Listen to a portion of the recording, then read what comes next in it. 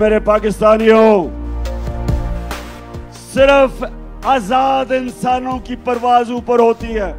मैं वो पाकिस्तानी हूं, अल्लाह ने मेरे से बेहतर टैलेंटेड खिलाड़ी थे क्रिकेट में, मेरे से ज्यादा पैसे वाले लोग थे जो मेरे से ज्यादा अस्पताल बना सकते थे। पॉलिटिक्स में मेरे से ऐसे लोग थे जिनकी खानदान पॉलिटिक्स में थे, मेरा तो कोई खानदान पॉलिटिक्स में नहीं था।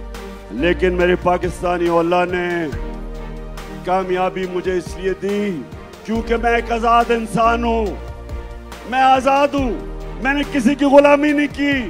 ला इलाहा इल्लल्लाह, नहीं है कोई खुदा अल्लाह के सिवा, ये इंसान को आजाद करता है। और मेरे पाकिस्तानियों, खास तौर पे मैं अपने नौजवानों को ये बताना चाहता हूं कि सिर्फ आजाद ज़हन, आजाद इंसान, आजाद मुल्क, सिर्फ उनकी परवाज ऊपर होती है।